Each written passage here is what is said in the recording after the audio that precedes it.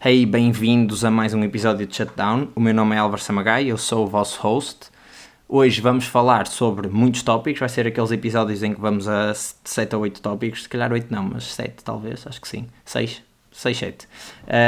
E vai desde a nova aplicação para ride-sharing só para mulheres, o Pinker, vamos falar também um bocadinho de geopolítica, vamos falar sobre o ban das redes sociais na Austrália, vamos falar sobre o Amália, que é o modelo, este é o último tema, portanto se quiserem ouvir este tema ouçam até ao fim, sobre o novo modelo, que já não é novo, que foi anunciado no início do mês de novembro.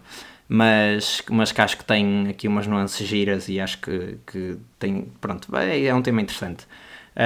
Portanto, já sabem, se têm gostado de ouvir, se têm aprendido, partilhem com mais malta, é sempre bom receber o vosso feedback e continuar a melhorar e trazer temas mais interessantes. E não se esqueçam de subscrever, deixar aí as vossas estrelinhas, etc, que é assim que eu consigo chegar a mais gente. E vamos para o episódio.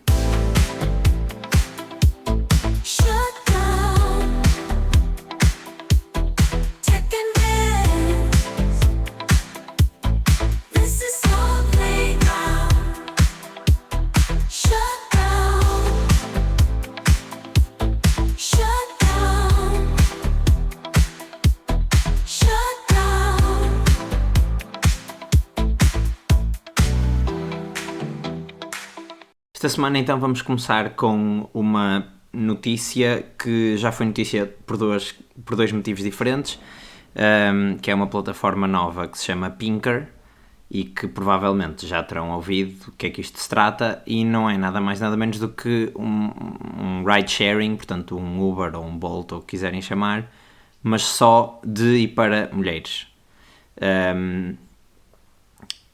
Como é que isto iria funcionar? A plataforma ainda não existe, há uma landing page, se vocês forem a pinker.pt, é portuguesa, a cofundadora chama-se Mónica Faneco, é portuguesa, e se vocês forem à landing page, a única coisa que tem lá é inscreva-se antecipadamente, no fundo uma waiting list, ou seja, pode não existir nada, pode já existir um protótipo, provavelmente já existe mais alguma coisa por causa da segunda coisa que eu vou dizer. Portanto, isto foi notícia por se achar que era assim uma coisa inovadora, até foi um bocado, de certa forma, polémico, porque é uma plataforma só para mulheres e tal, discriminação, etc. Pronto. E depois no final hei de dar a minha opinião sobre o assunto todo. Mas entretanto, a plataforma foi proibida, ou melhor, ela não foi proibida porque ela ainda não estava a operar, mas foi não licenciada por enquanto, e o seu licenciamento foi bloqueado pelo IMT, que é o Instituto da Mobilidade e dos Transportes. E porquê que foi proibida? Porque há uma lei em Portugal, que foi aprovada em 2018, que diz que serviços TVDE, portanto, no fundo, serviços de mobilidade que sejam remunerados, não podem ser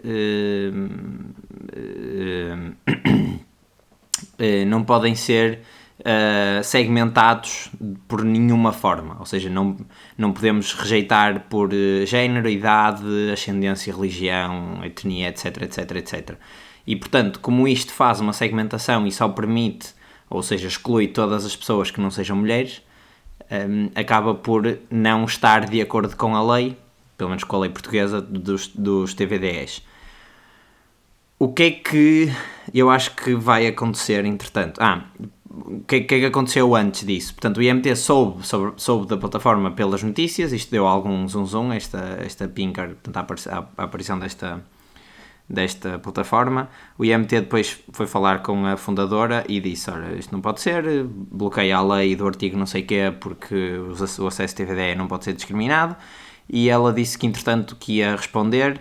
E eles disseram depois, isto é uma notícia da CNN, eles disseram que as respostas da fundadora não eram suficientes para levantar a proibição e que tinha 10 dias úteis, a partir do dia 29, portanto até dia 13 de dezembro, para apresentar uma justificação que permita que permita ultrapassar a lei de alguma forma, ou contrariar, ou olhar para a lei de outra forma. Pronto, entretanto eles disseram que o que tinha sido apresentado não tinha qualidade suficiente e que, portanto, desta forma, se até ao final dos 10 dias não houvesse uma justificação plausível, ou era bloqueado o licenciamento, ou se a plataforma já tivesse de pé, era proibida. Isto não é inovador, ou seja, é inovador em Portugal, mas não é uma ideia nova. Já existem estes serviços em muitos sítios, e até de algumas marcas das que nós conhecemos, tipo a Uber tem uma coisa do género, mas pensado ao contrário, ou pelo menos a minha primeira ideia foi, esta plataforma existe porque as mulheres não se sentem à vontade a andar com homens condutores a conduzir, ou algumas mulheres não se sentem à vontade a andar com os homens condutores a conduzir. A verdade é que também há o outro lado, que é mulheres drivers também muitas vezes não se sentem à vontade a levar homens nos seus carros. E, portanto, por exemplo, a Uber, não em Portugal, mas já tem um serviço que é o Women Rider Preference, que no fundo faz com que os serviços que aquela condutora vai fazer sejam só mulheres. E isto está disponível em países como Saudi Arabia, portanto, Arábia Saudita, estou a ler isto em inglês, Egito, Jordânia, África do Sul, portanto, estão em muitos países africanos e árabes, alguns países europeus tipo Polónia, República Checa, Lituânia, Estónia, Eslováquia, Ucrânia, mas não está disponível, por exemplo, digamos, nos maiores países europeus maiores, no sentido de relevância e economia, etc. Ou seja, não existe em França, não existe na Alemanha. E não só, a Lyft já tem uma coisa que se chama o Women Plus e é exatamente a mesma coisa, portanto aqui só liga mulheres com mulheres e é dos dois lados. Isto já existe nos Estados Unidos, existe também na Austrália um serviço que se chama Shiba, Just Her Rideshare, tipo no UK e nos Estados Unidos também, que é outro serviço. Por onde é que eu acho que isto vai evoluir? Ou se calhar antes disso, o que é que isto mostra? Isto mostra que, ou isto parece-me que é já um sintoma de uma causa muito triste, que é as mulheres não se sentirem à vontade para usar estas plataformas que deveriam ser seguras e que se calhar nós homens, e digo nós porque pronto, estou a falar por mim, não temos, ou temos pouco receio de apanhar um Uber à noite e calhar uma pessoa, um homem, outro homem, ou temos menos receio, e se calhar as mulheres, por algumas histórias ou por algumas coisas que se calhar já lhes aconteceram, acabam por ter mais algum receio. Mas acho que é isso, acho que é um sintoma de um problema mais grave, que é alguma falta de segurança, e que de certa forma tentam combater isso, ou as pessoas tentam combater isso com outras soluções tecnológicas que estão protegidas só para mulheres. Isto depois levanta outros problemas, que é o facto de estarmos a agregar só mulheres num sítio, se calhar pode torná-las um alvo mais fácil, porque eu sei que vai haver só mulheres naquele carro. Pode haver pessoas a tentar fazer-se passar por mulheres, não sei, depois isto, claro que esta plataforma, eu suponho que tivesse um critério de verificação muito alto, porque imaginem que eu era uma mulher condutora e trabalhava para a Pinker e estava a ir buscar outra mulher que tem, por exemplo, o seu namorado ao lado. Isto vale? Não vale? Vai levar só a rapariga? Se for com o namorado, então tem de ir um Uber ou um Bolt. Pronto, e em Portugal isto não é permitido. O que é que eu acho que vai acontecer? O que eu acho que isto vai acontecer é, isto vai, e se não for a Pinker, vai de certeza levar a um debate. Debate esse que vai fazer com que provavelmente alguém faça um projeto de lei que altere esta lei que já existe agora e que permita não que exista um serviço só para mulheres, ou seja, uma plataforma nova só para mulheres, mas provavelmente que dentro destas plataformas haja um serviço, tal como temos o UberX, o UberXL, o Uber Green, etc. Temos um Uber Pinker que vai buscar, ou seja, que são drivers femininas e que vai buscar mulheres. Até porque, por exemplo, nós já temos cá em Portugal conseguir pedir, em alguns sítios, Uber que saibam falar português, ou seja, cujo condutor saiba falar português. Portanto, no fundo, não é bem uma discriminação aí, é mais um serviço ao contrário. Ou seja, eu acho que vai ter de partir da procura. Por exemplo, o que é que isto significa? Significa que estas plataformas vão disponibilizar um serviço novo que é, eu como mulher rider vou pedir um serviço que é uma mulher a conduzir, e aí já não estou a ser, já não é o serviço já não é a plataforma que me está a discriminar, sou eu que quero um serviço especializado que é uma mulher a conduzir. E portanto eu acho que isto, se for enquadrado desta forma, se calhar vai conseguir eventualmente contornar a lei, mas tem de partir de uma plataforma agnóstica para não ser ilegal. E a Pinker, no fundo, não é uma plataforma só de mulheres para mulheres. E pronto, acho que pode estar aí aqui a solução. O que é que isto também significa? Significa que, se efetivamente se abrir esta exceção ou se abrir esta discussão, muito provavelmente e num instante, todas estas marcas grandes que já existem em Portugal vão se aproveitar disso e, portanto, vão criar esses serviços altamente targetizados para as mulheres. Não custa nada à Uber, ou custa muito pouco à Uber, e pelos vistos eles até já têm algo do género, e à Bolt e etc., criarem esse serviço Uber Pink ou Uber Pinker ou Uber Woman ou whatever e pronto, e disponibilizar. Agora, não sei como é que vão depois garantir que eu que estou a pedir Uber sou uma mulher, ou que eu que estou a pedir Uber posso estar a pedir Uber para uma mulher, por exemplo. Posso estar a pedir Uber para uma amiga ou namorada ou etc. que não esteja comigo e que queira ir embora. Não sei, acho que há aqui algumas nuances, mas é engraçado que isto até deu algumas... Vi isto a ser falado em podcasts, nada a ver com tecnologia, com negócios, nada, de podcast de documentário, whatever, e que portanto deu notícias, e agora foi proibido, e é interessante também analisar a parte mais business disto, como é que isto pode vir funcionar e como é que as outras marcas de certeza que já estão de olho nisto, porque claramente há aqui um nicho, a procura já foi resolvido noutros países e, portanto, quando for permitido, elas vão todas entrar de certeza. O segundo grande tema desta semana foi o ban que a Austrália, país, passou nas redes sociais para menores de 16 anos. Menores ou igual a 16 anos. O que é que isto significa? Isto significa que aplicações como Instagram, X, ou antigo Twitter, Snapchat, Facebook, não podem ser acedidas por menores de 16 anos, tal como se fosse álcool ou tabaco ou etc. Portanto, é preciso ser maior de idade para aceder a essas tecnologias. Isto tem imensas camadas. A primeira camada é como é que isto aconteceu. Portanto, isto foi uma lei que foi discutida numa semana e aprovada na mesma semana, ou seja, foi muito rápido.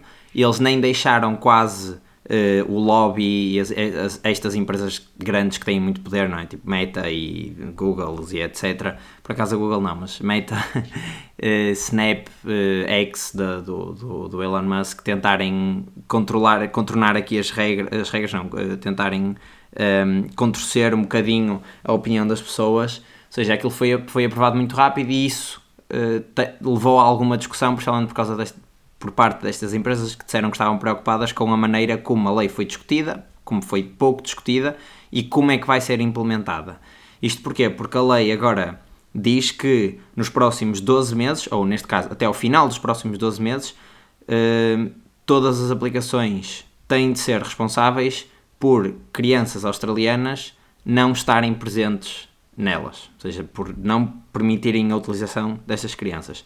E isto vem depois de um inquérito que fizeram à população, ou uma sondagem, em que 77% da população estava de acordo com este ban. Só viram a oposição, nesta opinião, de grupos que defendem certas minorias, que veem, por exemplo, crianças que são vítimas de maus tratos em casa, ou comunidade LGBT, etc., que veem nas redes sociais alguns grupos de suporte e, portanto, que agora ficam privados de chegar a esses grupos de suporte. E também algumas empresas ou algumas, não sei qual é que é o nome aqui, empresas que lidam com privacidade no geral, grupos de advocacia, estão a faltar o nome, firmas de advogados, coisas desse género, portanto, que estão ligadas à privacidade e que dizem que toda a gente se identificar online pode não ser assim tão bom.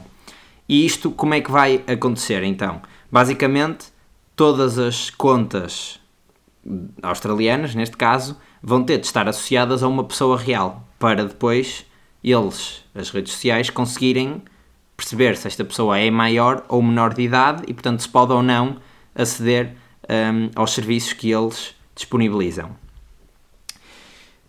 as pessoas identificarem-se online é uma coisa que já existe, portanto, nós em qualquer rede social, ou por exemplo, estou-me a lembrar agora do LinkedIn, há lá uma feature em que as pessoas se identificam e dizem eu sou o Álvaro e sou dono desta conta que tem o mesmo nome que eu e, portanto, eu sou a única conta que pertence à minha pessoa. E como conta identificada, depois provavelmente, para já acho que ainda não acontece nada, tem lá um vistozinho na conta, mas que se calhar eles já se estão a preparar para um futuro destes. E portanto eu acho que isso também vai começar a acontecer no Instagram, que eu acho que é digamos, o principal, o Instagram e TikTok, que são assim onde os jovens passam mais tempo e perdem mais neurónios, digamos assim, ou pelo menos é essa a percepção. E eu acho que essas plataformas que para já ainda não têm, pelo menos cá em Portugal que eu saiba ainda não têm essa verificação obrigatória, provavelmente vão começar a usar tecnologia de verificação obrigatória. O Adam Mosseri, que é o head do Instagram, disse que já tinham pensado nisso, claro que eles devem discutir estes temas, não é todas as semanas, mas muitas vezes por mês, certamente, e ele disse que eles fazem uma certa...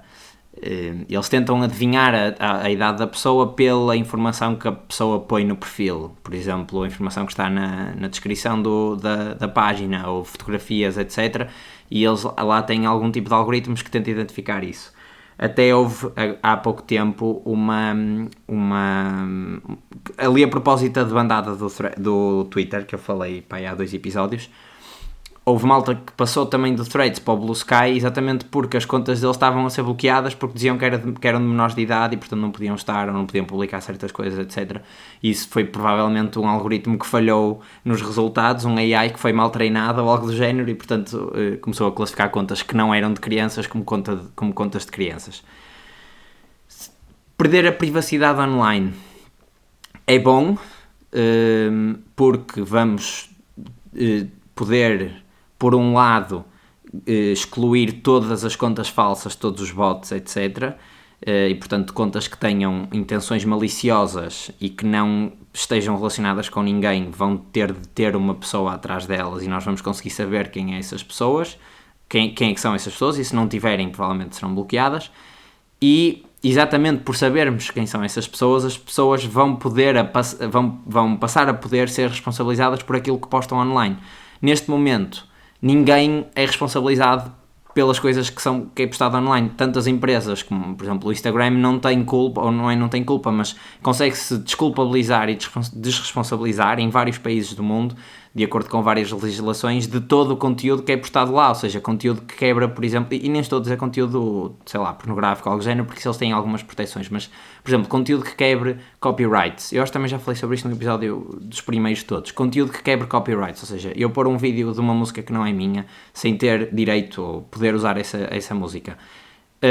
A label que detém os direitos da música não pode ir falar com o Instagram e dizer, olha, vai bloquear aquela conta porque ele usou a nossa conta. No máximo eles conseguem remover a música, mas também não querem isso e, portanto, eles desculpabilizam-se. A pessoa, se não for identificada, é uma conta, portanto também não é ninguém, em termos legais não é possível ir atrás dessa pessoa. E acaba por haver aqui um éter em que ninguém tem culpa de nada, ninguém tem responsabilidade de nada. E, portanto, se toda a gente se identificar e cada conta pertencer a uma pessoa, e mesmo páginas, ou seja, claro que vai haver contas que não são pessoas, mas páginas terem uma identificação, uma pessoa por trás, vai ser muito mais fácil conseguirmos responsabilizar as pessoas que postam tanto informação falsa ou que motivam motins, como por exemplo o caso de Donald Trump. Qualquer coisa do género vai ser possível indicar quem é que foi. Por outro lado, a internet sempre foi um lugar privado por definição, ou seja, eu posso criar as contas que quiser e fazer o que quiser, e isso tem a sua magia, principalmente para aqueles puristas da privacidade, ou seja, eu poder ter uma conta de Twitter em que posso dizer o que me apetecer, sem qualquer tipo desde que, lá está, não seja discurso de ódio ou qualquer coisa, mas poder ter as minhas opiniões, sem estar associada à minha pessoa, porque eu posso ter se calhar um trabalho que lide com pessoas, um trabalho público, etc., e não quero mostrar quem sou, não quero identificar-me, pode quebrar esta relação de confiança cega que as pessoas têm com as plataformas. Se bem que os outros utilizadores não precisam de saber quem são estas contas. Ou seja, eu posso me identificar perante o Instagram sem dar a minha identidade real para os meus seguidores ou whatever. Pronto, há de haver aqui alguma solução no meio. Eu acho que o ban não é bom, até porque os jovens são hábeis com tecnologias e, portanto, o que vai acontecer é que eles vão arranjar maneira de contornar estas regras, quer seja através de redes sociais que não estejam monitorizadas e, portanto, é pior porque vão parar a locais da internet que são menos seguros, e que, portanto, podem não ter estes mecanismos todos de segurança de não haver pornografia, não haver discurso de ódio, racismo, etc. E, portanto, vão parar a sítios mais faroeste. E, por outro lado, é muito difícil forçar isto porque os pais podem permitir, podem querer permitir, ou seja, no fundo estamos a retirar uma liberdade àquelas crianças que já foi delas. Ou seja, se fosse uma coisa nascida, eu acho que se calhar há poucos miúdos que pensam porque é que me estão a tirar a liberdade de eu poder fumar um cigarro aqui. E ninguém diz, eu devia poder fumar com 10 anos legalmente. Quer dizer, claro que há pessoas que dizem isto, mas no geral acho que as pessoas não têm esta opinião, porque desde que as pessoas nasceram é ilegal, toda a gente reconhece que o tabaco faz mal, mesmo que se possa voluntariamente comprar e fumar e etc. E eu acho que com as redes sociais ainda não houve esse shift mental, portanto que isto é efetivamente um vício que se calhar é tão nocivo como o tabaco, porque não é físico, é muito mais mental e mentalmente as coisas não se veem tão rapidamente. E portanto, como não houve esse shift de mentalidade, o facto de me estarem a tirar uma liberdade que ainda por cima eu já tive, pode criar algum rancor a essas pessoas. E como eu também já tinha dito antes, grupos de suporte que deixam de poder suportar as pessoas, porque elas deixam de poder aceder. Que outras situações é que há, ou é que houve parecidas? Por exemplo, aqui em Portugal, o ban dos telemóveis nas escolas também. Em França também houve um ban para redes sociais, mas desde que, ou seja, o ban só é efetivo se não houver controle parental. Portanto, se os pais disserem, não, eu quero que o meu filho tenha acesso às redes sociais, está tudo bem. Aqui não, é um ban geral. Na Flórida também se discute um ban deste género, ou seja, com controle parental, mas aqui será para menores de 14 anos. E houve aqui um sortudo que ficou de fora, que foi a Google, nomeadamente o YouTube, que pertence à Google, e que está fora deste ban, porque o YouTube é muito utilizado nas escolas, ou seja, para mostrar conteúdos e etc. E, portanto, se for bloqueado, no fundo as escolas estavam a cometer uma ilegalidade, como se as escolas estivessem a distribuir cigarros, não é? Fazendo aqui o paralelismo. E, portanto, como o YouTube é muito utilizado, o YouTube passou. O que é que isto pode representar? Pode representar, oportunidades de criar, por exemplo, redes sociais só para crianças e que tenham umas barreiras muito mais bem definidas e que, portanto, se calhar passem aqui o crivo da legislação australiana e que depois se possam espalhar pelo mundo, porque claramente há esta preocupação no mundo, ou seja, há uma preocupação gigantesca das pessoas com o facto de estarmos cronicamente online, tanto que a palavra do ano do dicionário de Oxford foi brain rot, e brain rot não é nada mais do que o ato de estar online a ver conteúdo que está a apodrecer o nosso cérebro, entre aspas, não é? É calão, mas foi a palavra do ano.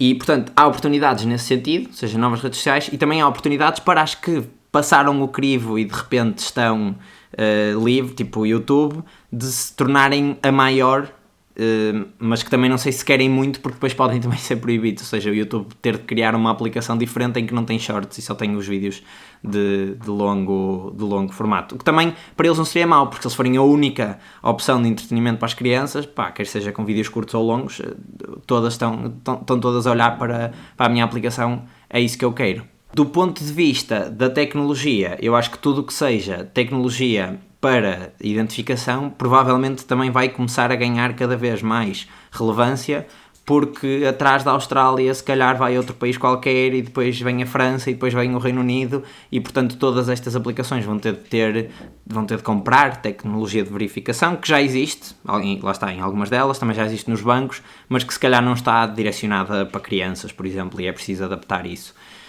Eu acho que quem vai sofrer mais com isto, sofrer não no sentido de sair prejudicado, porque acredito que efetivamente as pessoas passam muito tempo online. Não sei se um ban é a melhor maneira, acho que eu sou um bocadinho contra o proibicionismo total. Acho que alguma regulação faz sentido, mas eu acho que as pessoas que vão sofrer mais ou que vão sentir mais na pele devem ser aqueles miúdos que estão entre os 13 e os 16, que tinham redes sociais, eram provavelmente muito ativos nas redes sociais, era a maneira deles falarem com os amigos e etc, de interagirem com os amigos, e que de repente vão ficar sem esses serviços e vão ter de esperar 3 ou 4 anos para ter acesso outra vez a esses serviços. E, portanto, de certeza que vão arranjar maneiras de se controlarem. E isto vai criar também aqui um gap muito interessante, que é malta que está ali entre os 14 e os 15 e depois malta que já tem 16. Vai haver grupos de amigos em que uns têm redes sociais, outros não têm. No futuro, se calhar, portanto, os miúdos que têm 12 agora que vão passar 4 ou 5 anos sem ter redes sociais, se calhar quando chegarem aos 16 já nem vão ter interesse, porque vai haver outras plataformas quaisquer em que eles vão passar o tempo. Eu acho que, assim, fixe que não aconteceu em Portugal, vai ser uma experiência interessante de ver, vai ser interessante de ver os dois lados, portanto, como é que a população reage e como é que as empresas vão reagir e como é que vão contornar isto, porque elas não vão deixar este grupo de pessoas passar só. E pronto, e lá está. Aí nós, como chegamos sempre atrasados às coisas, normalmente temos estas vantagens, que é deixa ver o que é que todas as pessoas, o que é que os outros países fazem, para depois nós pegarmos só nas melhores ideias. Às vezes não fazemos isso, mas quando fazemos, corre bem. Fazendo aqui a ponte para um tema mais político, digamos assim, esta questão das redes sociais de serem proibidas pode levantar também alguma fricção entre os Estados Unidos e a Austrália, porque o Elon Musk agora faz parte, ou vai fazer parte do governo de Donald Trump, e o Elon Musk detém uma rede social que está proibida na Austrália. Portanto, pode haver aqui algum interesse a jogar, mas lá está, vai haver 12 meses para eles decidirem o que fazer. Mas não era este o tema político era que Donald Trump, a propósito de uma reunião de um grupo de países que se chama BRICS, que é o Brasil, Rússia, Índia, China e África do Sul, portanto South Africa, estes países são países que são economias emergentes, países muito grandes, que têm muito potencial, mas que não são maiores que os Estados Unidos. Portanto, no fundo é mais ou menos esta a definição, e que muitos deles, ou grande parte deles, não têm boas relações com os Estados Unidos e que acham que é preciso uma nova ordem mundial. E é exatamente isso, foi exatamente isso que aconteceu em outubro. Eles tiveram meio uma conferência deles todos na Rússia, portanto a convite do Vladimir Putin, e mas propuseram que deixasse de se usar o dólar como moeda universal. Eu acho que também já mencionei isto no podcast, isto depois de fazer alguns, como os temas começam-se a repetir, mas o mundo funciona com base em dólares, ou seja, todo o comércio internacional, principalmente de petróleo, que é ainda o combustível do mundo, é feito em dólares, e portanto todos os países têm de ter dólares, e como todos os países têm dólares, os Estados Unidos têm muito poder sobre eles, porque são eles que controlam o dólar americano. Ou seja, todas aquelas sanções económicas que se impõem, que os países ocidentais impuseram, por exemplo, na Rússia quando invadiu a Ucrânia, isso é permitido, ou é possível, neste caso a palavra é mais possível, porque os Estados Unidos, como controlam o dólar, controlam quem é que pode fazer negócios em dólar, e a Europa, como controla o euro, consegue controlar quem é que faz negócios em euro, e é também se calhar um bocado por causa disto que o Reino Unido não quis entrar no euro e etc, e houve aqui geopolítica.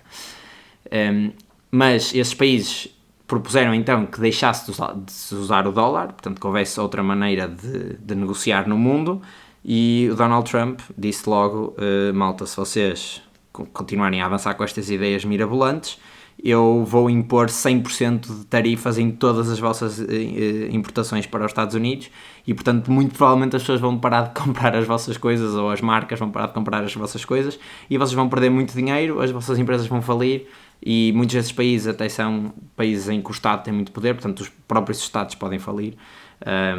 E portanto usou aqui um bocadinho uma chantagem económica. Eu disse há bocado que as trocas comerciais eram feitas com dólares principalmente, e é verdade, mas também há aqui um reverso da medalha, ou seja, o que é que os países ganham em usar o dólar? É uma certa proteção, principalmente no comércio marítimo, porque os Estados Unidos têm a maior marinha do mundo e ela está toda espalhada pelo mundo a controlar o comércio marítimo, porque um navio marítimo que leva toneladas e toneladas de carga e muitas das vezes pode ser petróleo e pode ser bens, é um alvo super fácil tanto para piratas como para outros países mal intencionados, etc. E portanto os Estados Unidos acabam por trocar, é tipo, vocês usam o dólar e nós damos segurança no mundo, mais ou menos. É mais ou menos esta a troca que eles fazem, e é por isso que eles também têm um bocado a mania que são o polícia do mundo, e é um bocado por causa disto, sentem-se na obrigação de compensar o facto de toda a gente usar o dólar.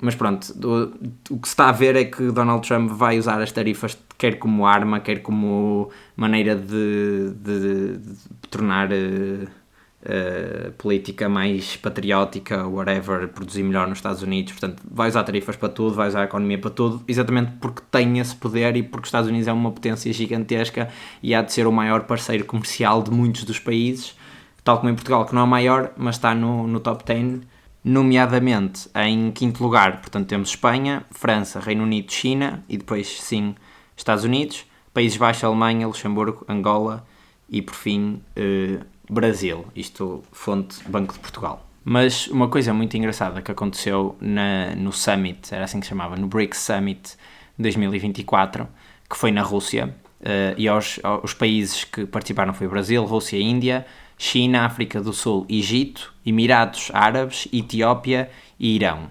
Portanto, há uns que ainda não fazem parte dos BRICS, mas que são convidados de honra ou whatever e podem querer fazer parte e discutem-se e não sei o quê. Mas pronto, aquilo foi na Rússia. E a Rússia está sob sanções económicas e, portanto, o Putin, não foi o Putin, mas a equipa do Putin pediu para os convidados, ou seja, as equipas dos presidentes dos países que eu disse, trazerem dólares ou euros em numerário, porque os cartões de crédito Visa e Mastercard na Rússia não existem, porque não podem fazer negócio. E, portanto, no comício em que se discute que vamos deixar de usar o dólar, eles pediram a toda a gente, olha, mas tragam cash em dólares, porque não dá para pagar com o vosso dinheiro que vocês usam. Portanto, aqui há alguma ironia e mostra efetivamente que os Estados Unidos controlam a economia mundial e que Trump quer mesmo recalibrar este sentimento, ou seja, nem sequer deixar que eles pensem noutra opção sem ser continuarem a usar os dólares e pronto, e vai usar a economia, se for só a economia, como arma de chantagem neste caso. Ok, agora umas notícias mais rápidas. Malta que gosta muito de café, provavelmente para o ano o café vai subir bastante. Isto porque o Brasil e o Vietnã, que são os dois maiores produtores de café do mundo, tiveram produções abaixo do que era esperado e abaixo até do ano passado. Isto por causa, no Brasil, do El Niño. Portanto, houve poucas chuvas e depois houve cheias e estragou muito as plantações de café. Principalmente no Brasil é o tipo Arábica, que é o mais aromático e mais levezinho. E no Vietnã é o Robusta, que também foi atacado por mau tempo e, portanto, também não tiveram as colheitas que queriam. Nós cá em Portugal, se não me engano, e acho que não estou a dizer asneiras, o café que nós estamos habituados tem uma grande percentagem de Robusta. Tem uma parte arábica para dar aquela aromaticidade, mas tem muito de Robusta, que é o que dá o corpo ao café. Portanto, o café português tem corpo, não é? Quando vão a outros sítios é assim mais aguado, digamos assim, isso é mais arábico, ou pode ser só mau café, mas é mais arábico e menos robusta. Nós aqui gostamos do corpo. O robusto é mais barato, mas vai subir mais. Portanto, provavelmente, próximo ano, o preço do café vai estar ligeiramente mais alto do que este ano. A Intel despediu o seu CEO, que era o Pat Gelsinger. Ele teve 30 anos na Intel, depois em 2009 saiu e depois em 2021 voltou como CEO. E se nós pensarmos bem, nestes últimos anos só se ouve falar de desastres na Intel, ou seja, a Intel foi quase o fornecedor único de chips para todos os computadores, portanto faziam tanto Windows como Mac, e depois em 2020 foi quando saíram os primeiros Mac com os chips da Apple, os M1 neste caso, e as pessoas viram, ok, calma, estes chips são muito melhores, esta arquitetura ARM é muito melhor do que os chips da Intel, se calhar devíamos todos mudar para esta arquitetura, e a Intel ficou um bocado para trás e depois não conseguiu recuperar. Tiveram a maior ronda de despedimento da história, com 15% da sua força de trabalho, e até receberam várias propostas para venderem a Intel. Portanto, várias notícias seguidas, mas o Estado americano também tentou ajudar, deu X dinheiro para eles desenvolverem uma fábrica, uma Fab Lab, para eles conseguirem depois desenvolver os próprios chips, mas as coisas não estavam a correr bem, portanto o CEO foi despedido. Não se sabe para onde é que ele vai, também não se sabe quem será o próximo, mas nas próximas semanas de certeza que teremos mais notícias sobre isto. Por último, e esta se calhar não vai ser assim tão pequenina, mas acho que era engraçado acabar com esta, que é, no Web Summit, o Montenegro, portanto o nosso atual primeiro-ministro, apresentou um projeto que se vai chamar Amália e que ele descreveu como ChatGPT português. O que é isto? Quanto é que isto vai custar? Porquê é que isto é importante? Porquê é que isto é relevante? Portanto, o que é que vai ser este ChatGPT português? Não vai ser um ChatGPT, vai ser uma LLM treinada em conteúdo português, no fundo, para falar português de Portugal e com conhecimento de português de Portugal e de Portugal. O projeto vai custar 5,5 milhões de euros, mais todos os custos de infraestrutura, e vai ser treinado em dados do arquivo.pt, que no fundo é o arquivo de todas as notícias portuguesas e muitos textos portugueses, etc. E este dinheiro vem do PRR, portanto, fundos europeus, e está ao cargo do Ministério da Modernização e do Ministério da Educação, Ciência e Inovação. O que é que eu acho sobre isto? Primeiro, não é a primeira vez que isto acontece. Em Espanha há um projeto semelhante que foi apresentado o ano passado pelo Pedro Sánchez, que é o primeiro-ministro lá, que junta vários modelos que falam cada um as línguas espanholas, portanto o basco, o catalão, o castelhano, e depois também é treinado com castelhano de outras regiões, ou seja, castelhano, por exemplo, da América Latina, que tem as suas nuances, e há também um modelo que se chama Viking, que combina ou que aprendeu todas as línguas nórdicas.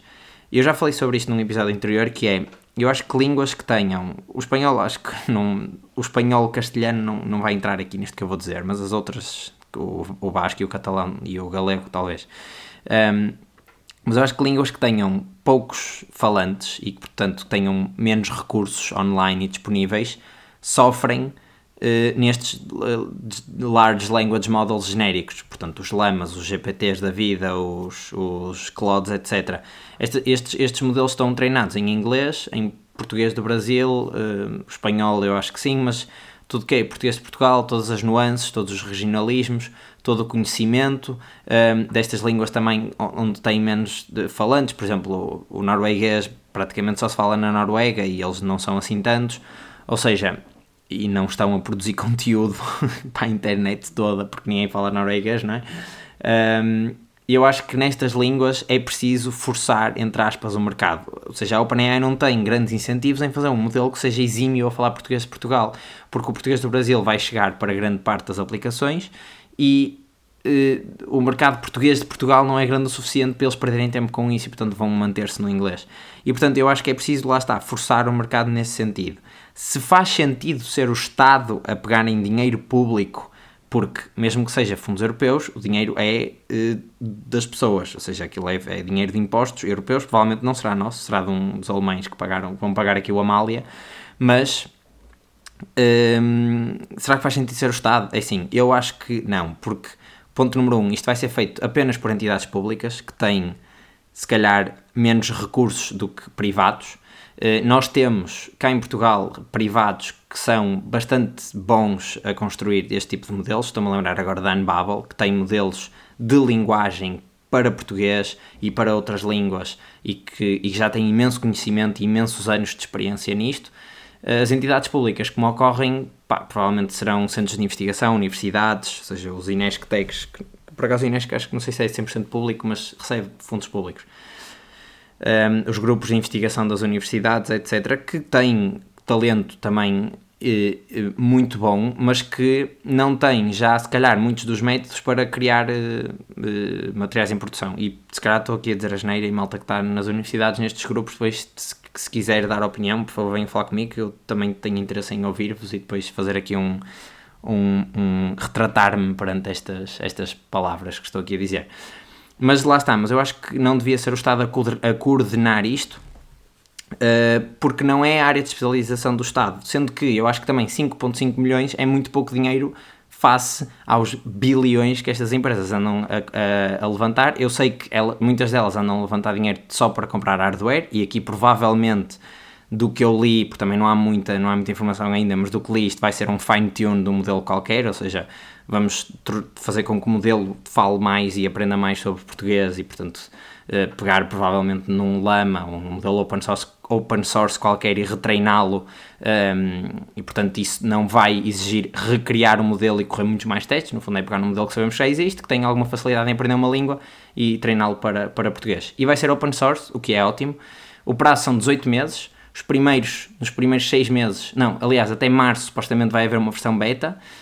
No terceiro trimestre de 2025 vai haver uma versão completa, mas só de linguagem, e depois em 2026 vai haver uma versão multimodal, portanto imagem, texto, áudio, vídeo, etc., como os modelos que há agora, disponível e gratuita e aberta para todas, gratuita, quer dizer, open source, portanto toda a gente pode ter acesso ao código e correr o modelo.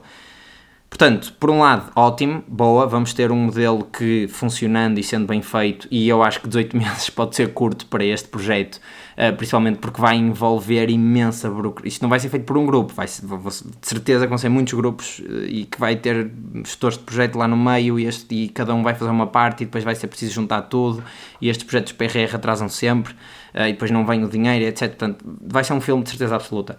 Mas é bom caminharmos neste sentido de ter recursos e de, pelo menos isto se calhar, servir como um piloto para depois não ficarmos tão para trás, e se agora sair um modelo de uma versão nova, nós já termos uma base de funcionamento e de treino e de método para conseguir apanhar estes modelos novos e, ok, então agora este modelo novo que é mais capaz, vamos trazê-lo para o português. E se calhar em 6 meses conseguimos ir adaptando, porque agora também vai haver certamente muita descoberta de como é que se vai fazer isto, e muito trabalho de preparação de dados, porque garbage in, garbage out nestes modelos, e portanto os dados têm de ser muito bons para eles conseguirem aprender todas as nuances do português de Portugal. Mas lá está, eu acho que é bom, e eu acho que no futuro o que nós vamos usar não é o ChatGPT ou o GPT para todas as aplicações, vai ser uma série de modelos a conversar uns com os outros, em que um é especialista em português, outro é especialista em tal e coisa, e depois vamos ter um que orquestra e que se calhar consegue falar todas as línguas mais ou menos, que é como funciona o mundo no fundo, que é, há uma pessoa que sabe muitas línguas, que fala com todos, que não é nativo de nenhuma, mas que todos os outros são nativos e portanto conseguem comunicar entre eles, e se eu quiser falar com um norueguês, eu traduzo direito, ou falo com alguém que saiba norueguês e depois ele traduz, etc. Pronto. Mas é isso, eu acho que vai ser bom forçar nesse sentido, vai ser bom ter mais recursos, e estou curioso para ver o que é que vem daí. Se correr bem, muito fixe; se correr mal, pronto, é mais dinheiro público mal aplicado, com uma intenção que eu considero boa, mas que com uma execução que pode ser catastrófica. Mas pronto, vamos ver depois se vai ter uso ou não, mas pelo menos vai ser open source. E é isto, ficam as notícias por esta semana. Gostei, foram muitos tópicos, portanto foi assim mais dinâmico, já não acontecia há algum tempo se calhar, e mais nada, e já sabem, o mais importante é partilharem isto com mais pessoas. Se têm gostado do conteúdo, também digam-me qualquer coisa, e vemo-nos no próximo episódio.